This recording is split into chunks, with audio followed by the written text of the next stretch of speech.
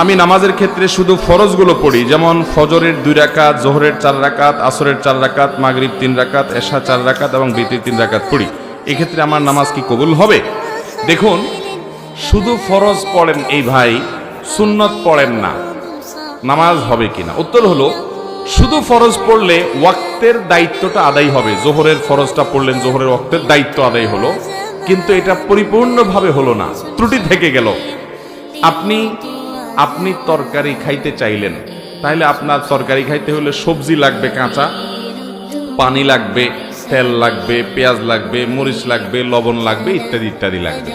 এখন আপনি পানির মধ্যে কাঁচা সবজি সিদ্ধ করে রান্না করে নিয়ে আসলেন, লবণ, তেল, হলুদ কিছুই দিলেন না, তাহলে এটাকেও সবজি বলা যায়, কিন্তু এই সবজি কেউ খাবে না, আপনিও খাবেন না। ঠিক না বে ঠিক? 5 ওয়াক্ত ফরজ নামাজ এটা পূর্ণতা পাওয়ার জন্য এর আগে পরে যে সুন্নাত নামাজগুলো আছে সেগুলো হলো এরকম। এগুলো ছাড়া ওই নামাজটা হয়ে যাবে, ফরজ আদায় হয়ে যাবে, ওয়াক্তের ফরজ আদায় হয়ে যাবে আলহামদুলিল্লাহ, মাগার আপনার নামাজটা পরিপূর্ণ হলো না। মনে রাখবেন, সুন্নাত নামাজগুলো কেন, এই যে 5 ওয়াক্ত নামাজের ফজরের আগে 2 রাকাত সুন্নাত আছে, জোহরের আগে 4 রাকাত, পরে 2 রাকাত আছে, মাগরিবের পরে 2 রাকাত আছে, এশার পরে 2 রাকাত আছে। এই যে সুন্নাত নামাজগুলো আছে, এগুলো কেন জানেন? এগুলোর অন্যতম উদ্দেশ্য হলো যাতে করে মূল নামাজটা আমাদের সুন্দরভাবে হয়, তার জন্য প্রস্তুতি। আগেরগুলো হলো প্রস্তুতিমূলক, আর পরেরগুলো হলো পরিপূরক। সুন্নাত আগেরগুলা প্রস্তুতিমূলক, পরেরগুলাকে বলতে পারেন পরিপূরক, আর সবগুলাকেই অন্য অর্থে পরিপূরক বলতে পারেন। পরিপূরক মানে কি? ধরুন, আপনি কোনো একটা সরকারি অফিসে খুব গুরুত্বপূর্ণ একটা কাজে যাচ্ছেন, এনআইডি কার্ডের ফটোকপি লাগবে, জন্ম নিবন্ধনের ফটোকপি লাগবে, খুব জরুরি একটা কাজ, আপনার বিদেশ যাওয়ার মতো ব্যাপার, ভিসার মতো ব্যাপার। আপনি ফটোকপি নিয়ে যখন যাবেন, ফটোকপি সাধারণত এনআইডি কার্ডের ফটোকপি যদি একটা লাগে, আপনি কয়টা নিয়ে যাবেন? একটাই নিবেন না 2-4টা নিবেন? বুদ্ধিমান মানুষ হলে 2-4টার সাথে নিয়ে যাবে। কেন?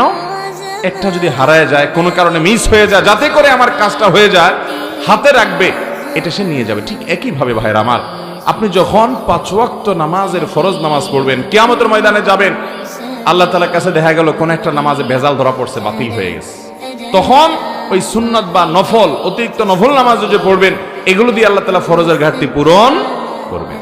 সেই সাথে আপনি আগে যখন সুন্নাত পড়বেন, তখন মূল ফরজটা পড়তে আপনার সুবিধা হবে, মনোযোগ থাকবে। নবী করিম সাল্লাল্লাহু আলাইহি সাল্লাম ফরজ নামাজের আগে পরে সুন্নাত নামাজগুলো কখনো ছাড়তেন না, নিয়মিত পড়তেন। আপনি কিভাবে নিয়মিত ছাড়েন?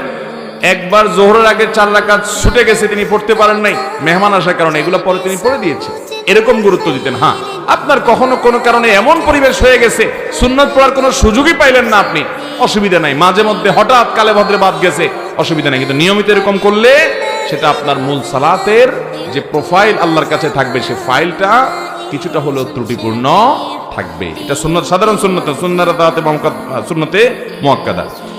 আমার ফজরের নামাজ প্রায় কাজা হয়, জোহরের সাথে মিলিয়ে জোহরের আগে সেই 2 রাকাত ফজরের কাজা পড়ে নেই, আমার নামাজ কি কবুল হবে? এই পাবলিক অনেকেই আছে, ফজরের নামাজ জামাতের সাথে মসজিদে গিয়ে আদায় করার মতো মুসল্লি, মুসলমানের সংখ্যা সমাজে অনেক না বেশি? সবচেয়ে কম মুসল্লি হয় কোন নামাজে? কারণ ইবলিস জানে এই নামাজটায় হাজির হলে অনেক বেশি ফজিলত পেয়ে যাবে, জোহরের নামাজের চাইতে এই নামাজে হাজির হওয়ার গুরুত্ব বেশি, মাগরিবে এশায় হাজির হওয়ার চাইতে ফজরে হাজির হওয়ার গুরুত্ব বেশি। এটা মাসআলা আপনি না জানলে কি হয়েছে, আপনার সাথে থাকা ইবলিস জানে, এই জন্য ইবলিসে ভোর রাতে আপনার ঠ্যাং টিপা শুরু করে। দেখবেন রাত 12টা 1টা 2টা পর্যন্ত ঘুম আসে না, ফেসবুক টিপতেছেন, ইউটিউব টিপতেছেন, মোবাইলে মুনাজাত ধরতেছেন, শয়তানের জিকির আজকার করতেছেন, এগুলো করতে করতে 12টা 1টা পর্যন্ত আপনার ঘুম আসে না। ঠিকই দেখবেন ফজরের আজান আগ দিয়া দেখবেন এমন ঘুম আসে, অ্যালার্ম দিয়ে রাখলেও আর উঠতে মনে চায় না। ঠিক না বে ঠিক? শয়তান তখন কি বলে? নবী করিম সাল্লাল্লাহু আলাইহি সাল্লাম হাদিসে বলেছেন, শয়তান বলে ফজরের আজান হয়ে গেছে, অ্যালার্ম বাজছে, দেখতেছেন ঠান্ডা মাথায়, শয়তান বলে আরে রাত এখন অনেক বাকি, অ্যালার্ম দিছে, মোবাইলের গলা টিপে ধরে অ্যালার্ম কেটে দিয়ে আবার ঘুম। আছে না নাই? ফজর পড়তে পারে না। ভাইরা আমার, ফজরের গুরুত্ব অনেক বেশি। তো যেই মানুষ ফজরের নামাজ নিয়মিত জোহরের সাথে পড়ে, অনেকে আছে দেখবেন প্রবাসে অনেক ভাই আছে 7টা 8টা 9টার দিকে উঠা ফজর পড়ে, নিয়মিত যদি এরকম হয় তাহলে তার এ নামাজ হবে? ভাইরা আমার, একবার হঠাৎ 2 মাস 4 মাস পরে 6 মাস পরে জীবনে হঠাৎ একবার হয়েছে, হ্যাঁ ফজর নামাজ আপনি উঠতে পারেন নাই, মোবাইলে অ্যালার্ম বাজছে তাও হুঁশ নাই, এটা গ্রহণযোগ্য। নবী সাল্লাল্লাহু আলাইহি ওয়াসাল্লামের জীবনে